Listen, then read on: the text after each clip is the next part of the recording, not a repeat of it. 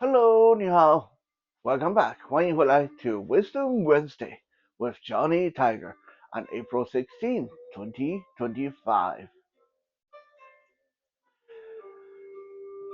Last year, I have really gotten into some of these third-party Chinese action figures. Before that, I was mostly into, the usual stuff, Marvel Legends, Hasbro, NECA, uh, occasionally Four Horsemen Studio.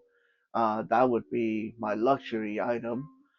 But as of 2024, I started to get away from Hasbro and Mattel and NECA and started to dabble in some of these action figures made in China and by some of these third-party Chinese companies.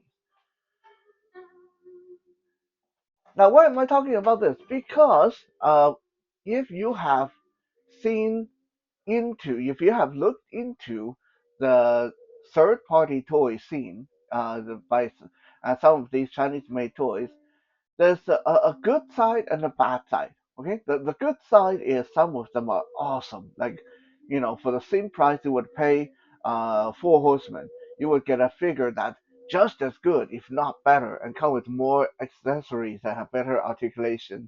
And a lot of these are like original designs, Chinese characters. For me, that's also awesome. That's wonderful. Because I love to have characters on my shelf that's from my own culture. So that's pretty cool.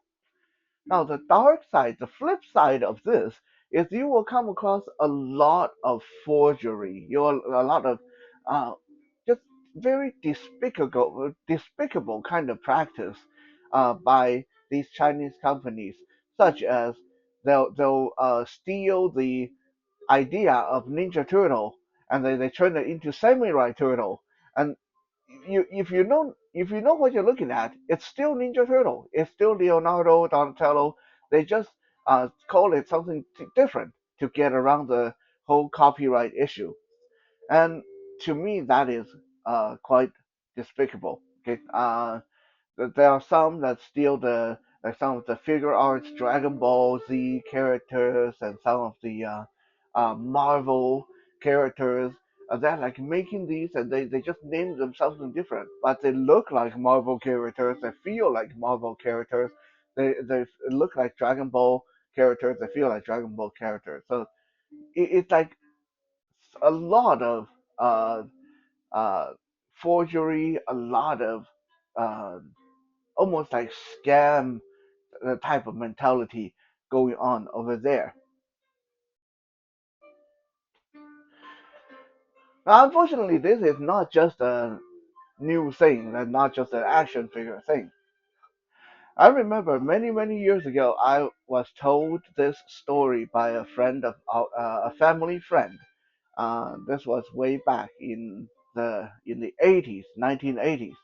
This family friend of ours went to China, and while he was at one of the touristy attractions, looking at what the tourists were looking at, all the local goods and food and stuff like that, suddenly this shady-looking character came up to him, and this guy said, "Hey, you look like someone who appreciates good things. Uh, would you like to buy something really good? Most of the stuff that's being sold here are just things they sell to cheat you tourists. Like you guys come from other countries and they just sell you some substandard crap to like little souvenirs. But would you like to buy something really good?" This family friend of ours, we'll just call him Mr. Wong, and Mr. Wong said, "Okay." I mean, he was a bit leery, but there's people all around them, so it's not like he wasn't really worried that the guy was going to mug him or do something bad to him. But he was curious to see what the guy wanted to show him. So he followed the guy to one of the quieter places, and the guy said, "I have I have a golden frog statue. It's a frog and made of pure gold. It's a statue. Um, I Honestly, I don't really want to sell this, but I'm going through a bit of a hard time, right? My wife is sick, my children need money for food. This frog has been in my family for many generations, and it really hurts me to have to sell this. But you look like someone who appreciates good things, who will take care of it. So I wanted to give you a chance to buy this. And he reached in his pocket and pulled out this golden frog statue, and wasn't very big. It was just about the size of a person's hand, but it looked like pure gold, and it even felt kind of flexible, soft, almost like how gold is supposed to be. And Mr. Wang, our family friend, was amazed, and he's like, "Whoa, wow, that's crazy. That's a lot of gold. Like, you know, uh, can't you just sell it as gold and melt it down and sell it for way more value?" And the guy said, "Yes, I know, I can, but like I said, this has been in my family for many generations. I am not going to have it melted down and turned into just regular gold. That would hurt me. That would hurt my ancestors. I need to sell it to someone who will keep it as it is." And Mr. Wang said, "Well, how much are you looking for?" And the guy said, "Well, how about $50,000?" Mr. Wang said, "I don't know, man. I don't have $50,000 on me. That's crazy. Who walk around with $50,000?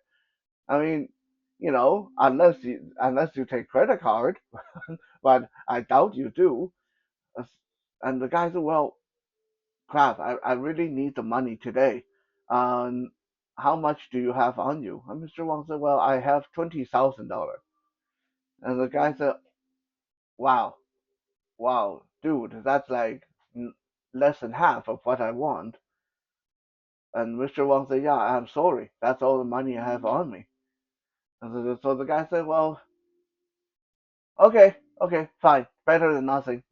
I need the money today. My wife need her medicine and pay the hospital. So yeah, I'll sell it to you for 20,000." Now here's the funny part. Mr. Wang actually did have $50,000 on him, but he heard how you need to haggle whenever you have a transaction in China. You have to haggle the price down. So he decided to try to bring the price down, and he was surprised that the guy settled for so little, for just $20,000. So Mr. Wang, believing that he got a really good deal, buying a pure gold frog the size of your hand for $20,000, and went home and went back to Taiwan with this golden frog, and this was his treasure. And he was telling everybody, everyone he would meet, he would tell them about his golden frog. And when anyone who come over his place, he would show them his golden frog. I believe about a year later, that golden frog started to change color. The color started to fade, and it started to look like brass frog. Well, Mr. Wang comforted himself and said, "Well, no, I mean, if it's just brass, it's still a nice looking statue. Kind of expensive for I spent $20,000 on it, but at least it is metal." Another year went by, the brass faded away, and it turned into a plastic frog. And when Mr. Wang finally took it in for someone to examine it, yeah, it is just a very hard plastic frog uh, with lead inside the belly. So it's filled with lead, so that's why it felt heavy like a gold frog. And it's painted with some kind of really advanced paint to at first look like gold, but the paint just started fading over time. So Mr. Wang spent $20,000 buying a plastic frog filled with lead. And this is a true story. Um, that is unfortunately like really really commonplace when you deal with uh, the Chinese commerce, when you deal with buying and selling things in with Chinese people. It's a dark part of my culture, and I hate to talk about it. But as I said before, Wisdom Wednesday cannot be just the good stuff. Okay, I want to be fair about it. If I'm going to talk about all the awesome stuff that my people invented, I want to tell you guys about the bad stuff that's going on with Chinese culture as well.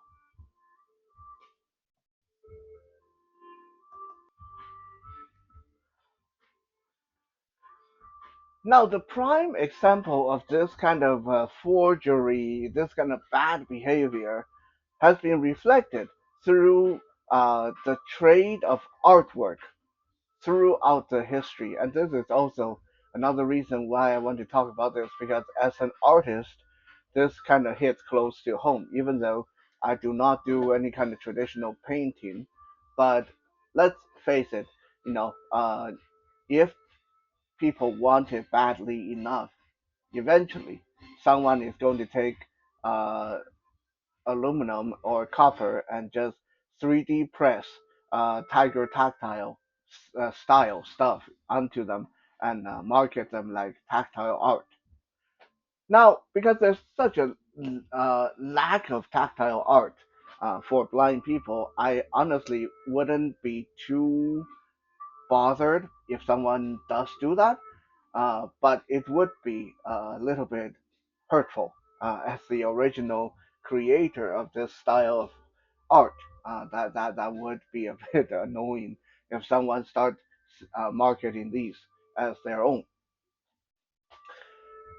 But like I said, art forgery has been a thing for Chinese people for thousands and thousands of years. And today I want to talk a little bit about the various techniques they would use to forge artwork. Some of us know artwork from the old days can go for a lot of money. I mean, just look up the price for Mona Lisa.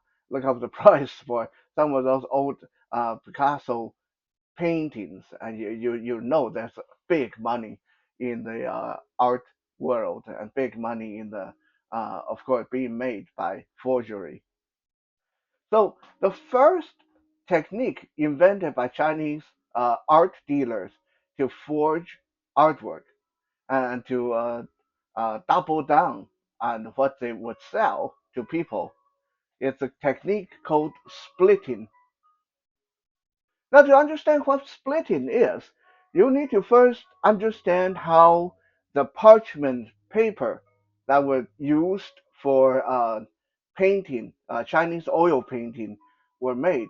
These rice paper, parchment paper, they are made by creating very, very thin pieces, and then they layer these pieces one on top of the other, on top of the other, on top of the other. Usually, a normal piece of parchment paper or rice paper would have 3 layers, but the really premium stuff would have 5 or 6 layers. Now, the reason that these paper were always used for oil painting is because these uh, parchment, these paper, they are very good at absorbing the paint, the oil that you use for your painting. So things will stay like soaked into the sheet. They will not fade with time. They will not come off. So as a result, because these sheets absorb the color and the oil so well, if let's say you have a regular piece of parchment that is made from 3 layers, if you can find a way to peel the top layer off the bottom layer, then you will notice that the layer underneath have the exact same painting on it. And then you peel that second layer away from the third layer. Now you end up with three exact copy of the original. So this is the technique that Chinese art dealers been using for thousands of years called splitting.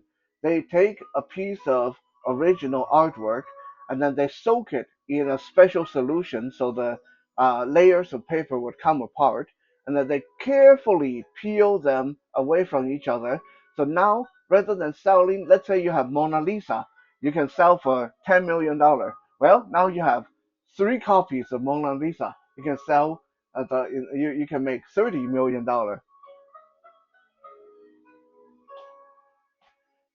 Now, assuming that a piece of artwork is made on the premium sheet, like I said, the premium sheet have 5 or 6 layers, then you can make 5 or 6 copies off of it. And some people say, well, hold on. There's a couple of problems here. Because if you peel it away from the original sheet, then it won't feel the same. It will feel skinnier and more flimsy. Yep, the art dealers, the forgers, thought of that too. So what they would do is, well, after they peel the layers away from each other, they would then paste them onto clean and blank sheets of the same size. So every piece they sell feel as thick and sturdy as the original. And some people say, well, how about the ink color? I mean, the first layer would have a lot of color, the second layer would have a lot of color, but by the time you get down to the fourth layer, there would the color would start to get really faint. That is true. And these art forgers had their own ways of hiring some of the local artists. Like there are a lot of really good artists who never became famous. These artists then get hired by these art forgers to apply ink to these outlines to make the ink look more full and colorful and saturated. And even if these new ink don't look like antique because they're new, they can roast these parchment, slow roast them in front of a fire to start to make the paint look a lot older than they actually were. There's a lot of these little tips and tricks that these art forgers would use to make every piece of the use created by this splitting technique look authentic.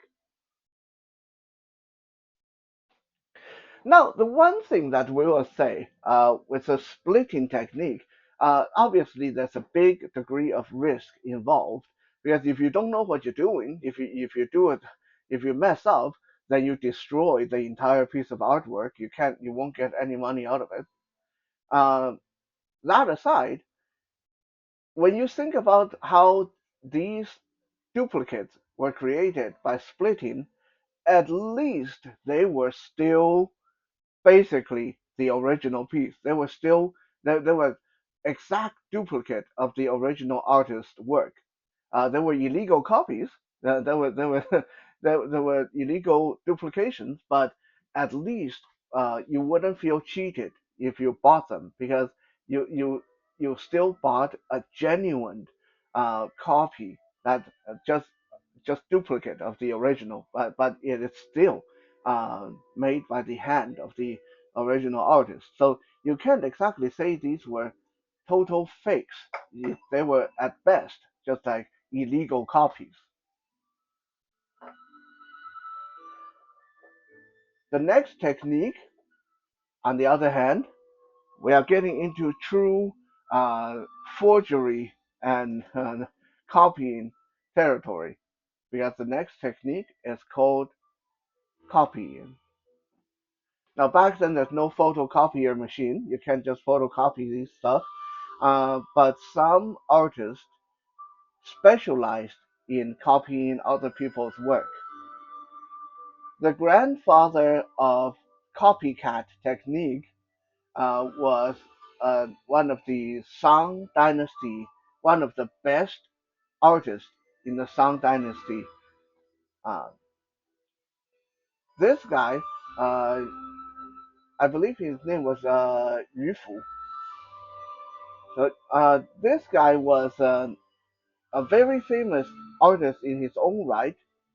So why did he copy other people's work? Well, initially he did this. Uh,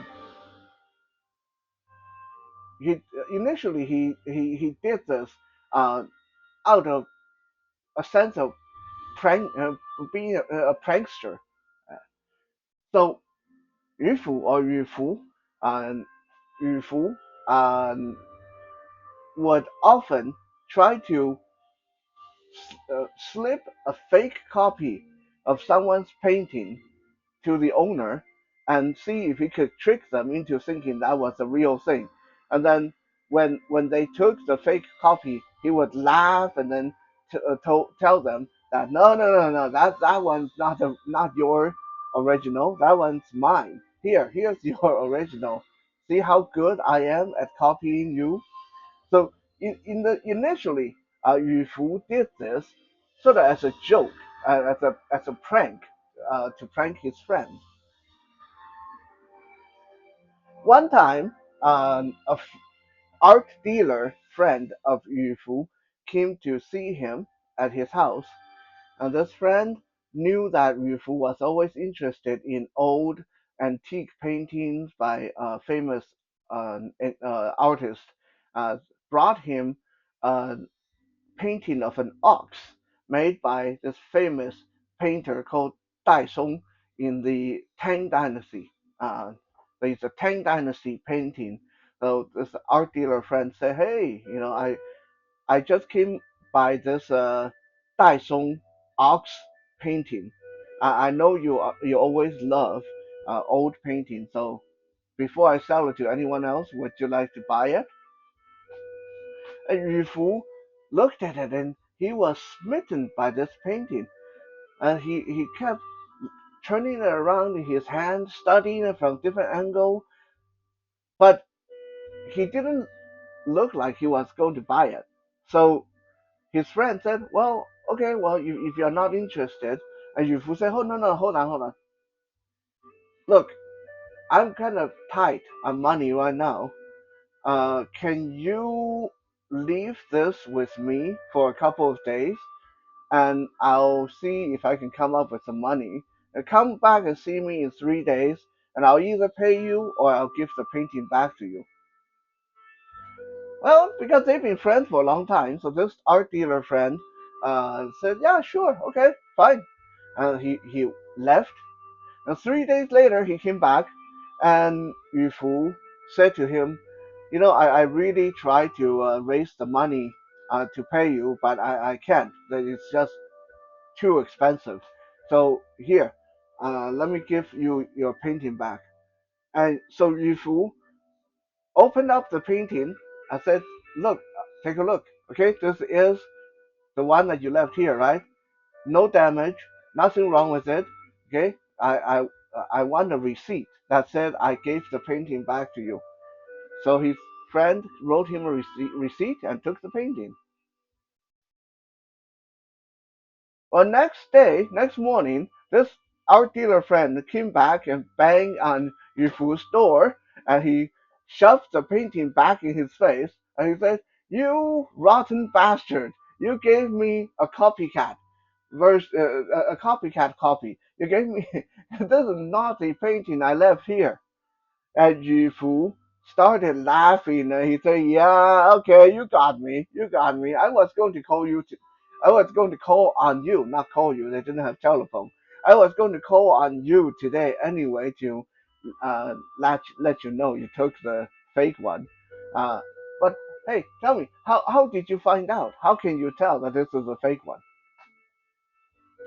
And his art dealer friend said, "You are an amazing, amazing artist. Okay, like your your skill at copying the original is amazing. Like this look exactly like the original, but you know what?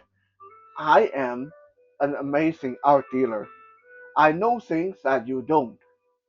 So once I get at home and start to look at it closely, I could tell this was not the original. And if you said, okay, tell me, enlighten me. Like, what is it that you know that I don't? That his art dealer friend took the original copy and he pointed at the eye of the ox.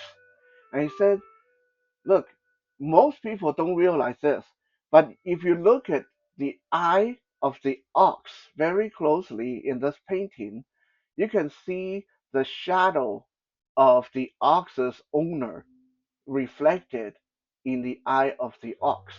You can see a vague man shape in the eye of the ox. Okay? Only a very select few of us art dealers know that, right? The one you gave me looked exactly like this ox, but it lacked the shadow inside its eye. That's how I was able to tell. So this story illustrates that even at a younger age, Yu Fu had this kind of bad habit of pranking people and making duplicate copy of artwork and trying to get pull a fast one on them. Sadly, um, as he got older, Yu Fu started to use this talent for a more evil purpose. As I mentioned, Yu Fu loved collecting old antique paintings, and quite often he didn't have the money to buy them. So once he was sure that he could fool people with these copycat versions uh, he made, he started to borrow antique paintings from his friends and uh, told them that he wanted to borrow their painting for appreciation, and that he would make a copycat duplicate. And then when he returned the painting to them, he would return the copycat duplicate to them. And of course, most people, especially like a lot of people, when they have painting on their wall, they don't look at it very closely all the time. So especially if it's their good friend returning it to them, they probably just hang it back on the wall and look at it. Oh yeah, yeah, it's a painting. So he was able to accumulate a lot of genuine antique paintings this way without having to pay for any of them, just by switching them out with his own copies. And another atrocity that Yu Fu has committed was before he died, he decided that all the paintings he's ever accumulated in his lifetime would die with him. So when he died, he had all his collection burned in a fire alongside his body. So unfortunately, this famous artist, one of the best of in the Song Dynasty, was also a destroyer of a lot of antique art, which he came by somewhat illegally.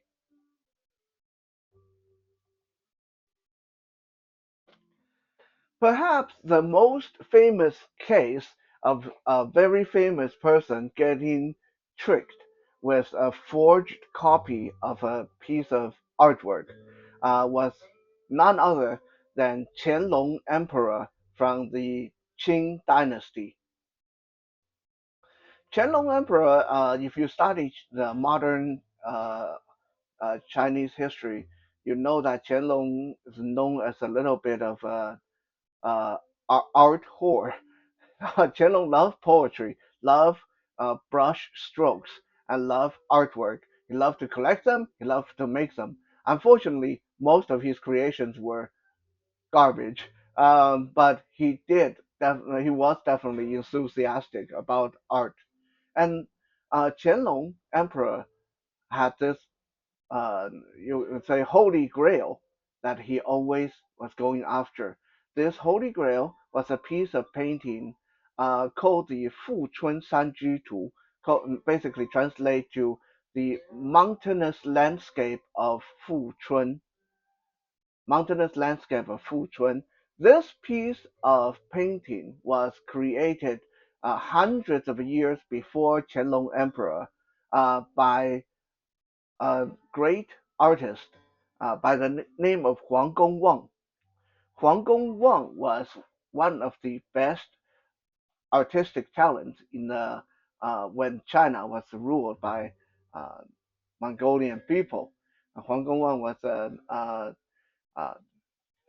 journeying with some of his friends, and they came to this place called Fuchun.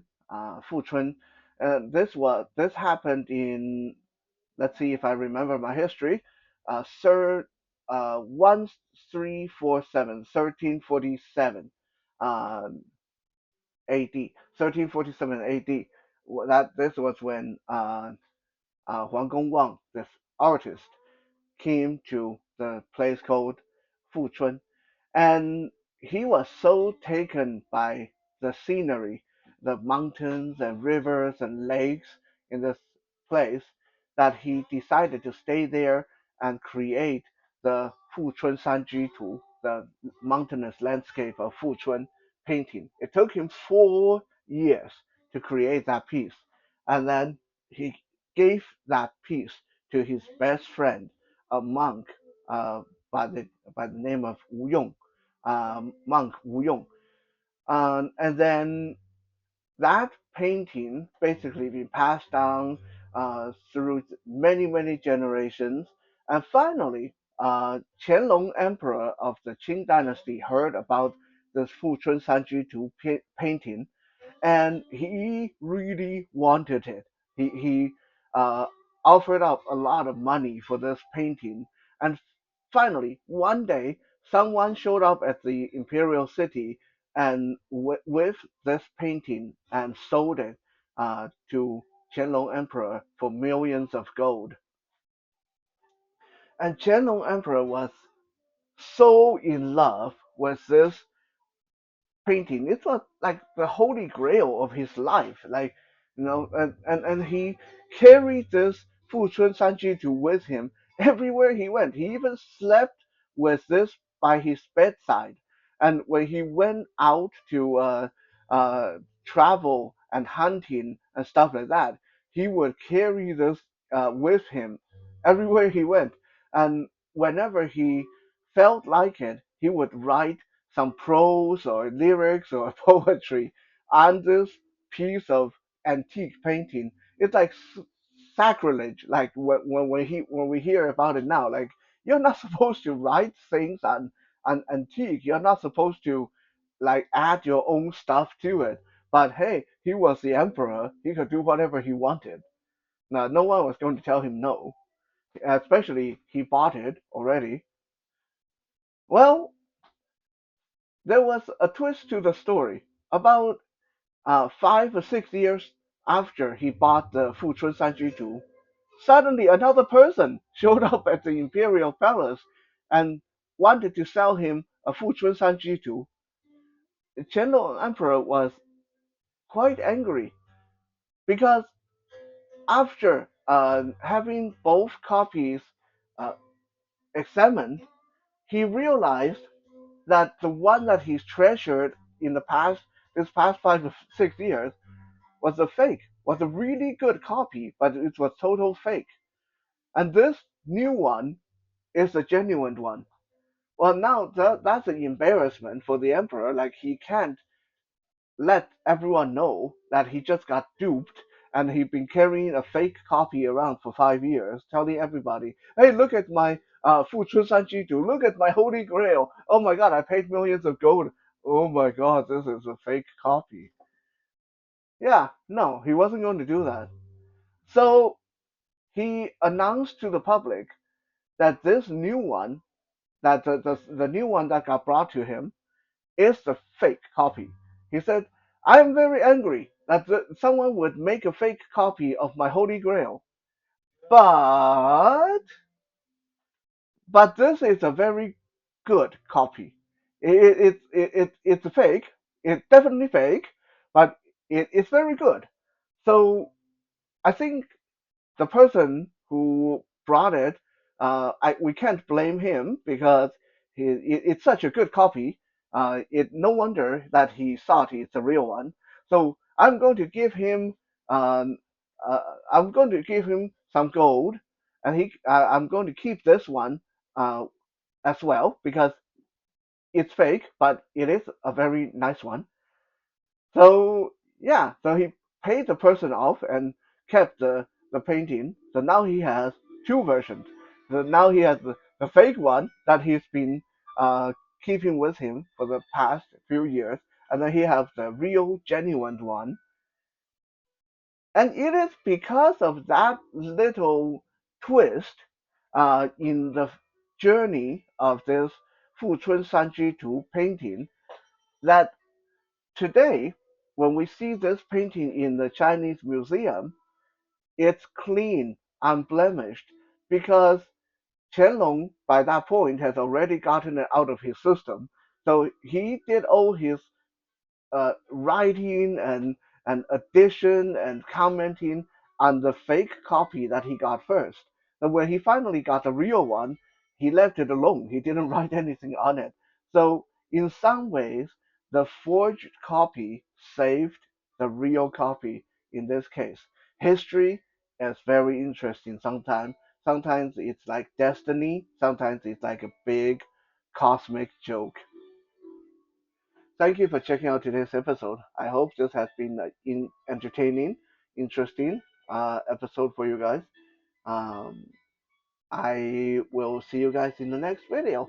Don't forget that there are brand new sections added to the channel's front page, so you can easily access all my older videos in proper playlist, whether it be self-defense, fitness, music, or much, much more. Check them out and let me know if they work or not. For now, 谢谢 and 再见。